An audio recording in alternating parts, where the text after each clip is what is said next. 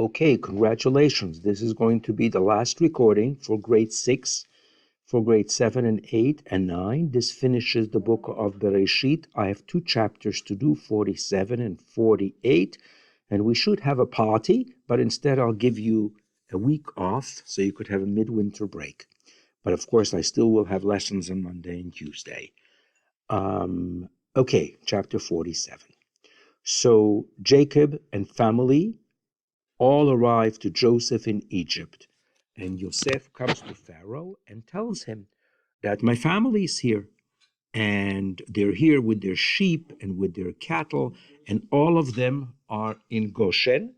All of them are living in the land of Goshen. And from his brothers, he took 5 of them to present them to Pharaoh. So he took representatives, 5 representatives, perfect Bible context questions, to present them to Pharaoh. And Paro says to the brothers, what are you doing? What do you guys do for a living? And they say, we're shepherds. Okay, we are shepherds. Our fathers were shepherds. And they asked Pharaoh, we would like to live in this land because we have no pasture land. It's too dry. There's a famine. There's no food. So our animals don't have what to eat. It's very, very difficult. So can we please live in the land of Goshen, which of course has some moisture, has some precipitation, water from the Nile. And Paro says to Joseph, your father and your brothers have come to you, the best of Egypt, Meitav Haaretz, the best of Egypt. You should place your dad and your brothers, let them live in the land of Goshen. And if you know, and they are good officers, army people, please put them over, if they're administrators, put them over my sheep, put them over my properties. I trust your family. And Yosef and Yaakov, Yosef brings Yaakov to Pharaoh, and he blesses him. Jacob blesses Pharaoh, and he says, Pharaoh, how old are you? How old are you? Kama yebeshne chayecha? And Yaakov says to Pharaoh that I am 130 years old. 130 years old. I didn't live very long, and I had a difficult life. Ra'im, my years were bad. Okay, and of course, remember that for close to 20 years, his son Joseph was not around. And for 20 years, he lived away from his brother and his parents. So life was not particularly good to Jacob. Okay, and he says that I am not going to live as long as my parents lived because I had a difficult life. And Jacob blessed Pharaoh, and he left. And Joseph placed his father and family in the best of the land, in the areas of Ramses, like Pharaoh said. So Ramses was an area in Goshen, and it looks like it was an important site, and probably Ramses was named after King Ramses. Okay, and Joseph provided for his father food and the children, and they gave him food, they gave him supplies, they gave him whatever he wanted because they were protected from the famine. And Joseph, in the meanwhile, collected money from everybody as they came to buy food from the king. So they came with money, and they bought the food that they needed. All the people in Egypt. Finally, there was no more food. There was no more money. And they came, and he says, "Give us food. Why should we die? And we have no money to give you." So Joseph said, "Well, you have to pay me somehow. So give us your animals, and I will give you food in trade for your animals because you have no money." And they brought their animals to Joseph, and Joseph gave them food instead of their horses, instead of their cattle, donkeys. In other words, Joseph was a very astute, sharp businessman, and he traded so that the Pharaoh was getting rich and the people were suffering. And the year finished, and everybody came the second year. And they say to him, "We will not hide from you how that our money is all spent, and the herds and the cattle are already all yours. There's nothing left for us to give except our bodies and our lands." And they said, "Why should we die? We already don't have anything to give you. Um, Buy us and our land for bread." They sold themselves into slavery and they sold their lands. Everything now is belonging to the Pharaoh through Joseph.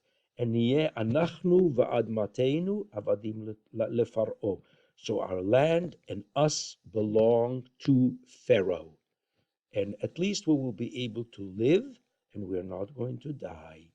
And Joseph buys all of the lands of Egypt, and the people of Egypt are all sold to the Pharaoh.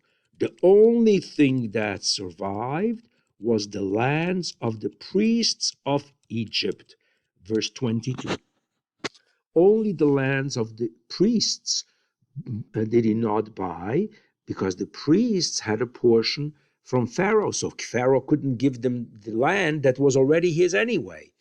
So Joseph said to the people, "I have bought you this day and your land for Pharaoh. Here is seed for you, and you shall sow the land." Now that the land belongs to Pharaoh, you could plant on the land and what you grow, well, no doubt here.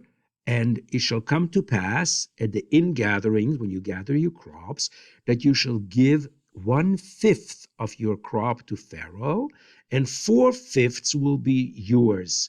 4/5 of the crop will be their own, and 1/5 like rental for the fields. And you will be able to use that for food, for your families, and for yourself, and for your children." And they said, "You saved our life. Let us find favor in your eyes in the Lord, and he will be Pharaoh's. We were going to be servants of Pharaoh." And Joseph made it a rule over Egypt that everything belongs to the Pharaoh. And if they use the Pharaoh's land, then 1/5 goes to the Pharaoh for land, except for the land of the priests. So, for example, if a Bible contest asked you,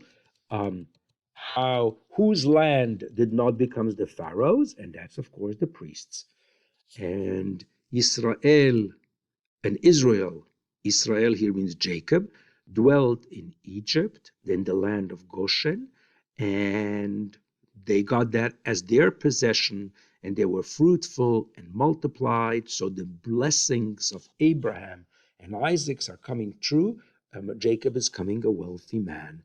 He lived in the land of Egypt for 17 years. So the days of Jacob, the years of his life, were 147 years. He was 130 when he came. He was there for 17 years. And the time drew near that Israel had to die. Jacob was dying. And he called his son Joseph and said to him, if I find favor in your eyes, I pray to you, put your hand under my thigh." And I did this once before you, when he made the servant swear that Abraham is not going to, that the servant is not going to take Abraham's son. He swears by putting his hand on his thigh. And be kind and be truthful to me. Don't bury me in Egypt. Where does Jacob want to be buried? With Abraham, with Isaac, in Me'arat HaMachpelah. "And when I sleep with my fathers, you will carry me when I die. You will carry me from here to the land, to Canaan, and swear to me." And he swore to him, and Israel bowed down upon his bed. Vayishtachu Israel al Rosh Hamitah, and Jacob dies, and we are in the last chapter. We have only about 6 minutes left, so I got to move. Okay, and he's somebody tells people tell Jacob that people tell Joseph that your father is sick, and he takes his two sons, Menashe and Ephraim, and he tells Yaakov, I am your sons Joseph. I come to you. And Israel, with his last efforts, last strength, sits up on his bed. And Yaakov says to Israel, El Shaddai appeared to me in Luz, Beit El, Luz, and blessed me. And he said to me, I will multiply you, your seed, and you will be a great people, and I will give you this land. What's he transferring to his son?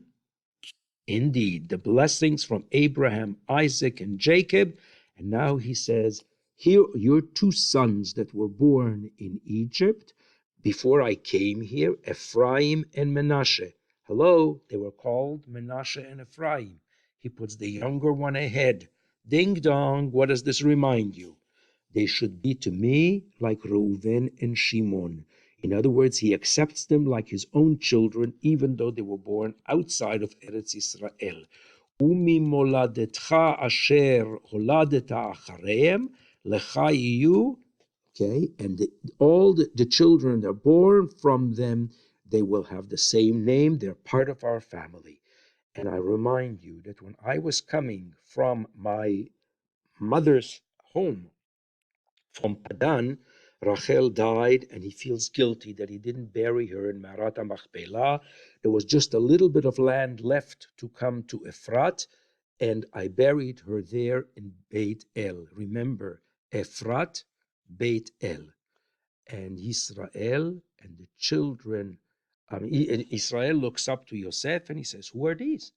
And he says, these are my children that God has given me while I was living in Egypt. And Israel's eyes were very heavy, like somebody else we know. He couldn't see. He brings them close. He kisses them. He hugs them. And Israel says to Yosef, I didn't expect to ever see you again. Ra'o fanecha lo pilalti. And not only I got to see you, but I got to see your children. And Yosef took the two of them, and he put Ephraim to his right and to Jacob's left, and Menashe on his left, which was Jacob's right, because Menashe was the older one. But Israel crosses his hands, and he puts his right hand on the head of Ephraim and his left hand on the head of the Menashe.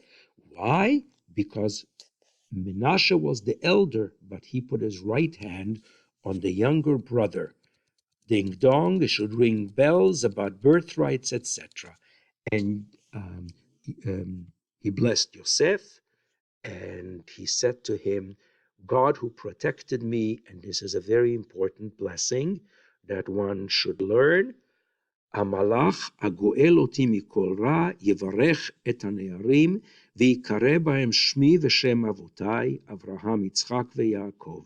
The angel who redeemed me from all evil, bless these boys, and may they be named of my fathers Abraham, Isaac, and Jacob, and may they be protected.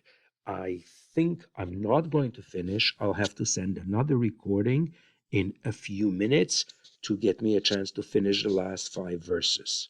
So I'll stop here for a moment.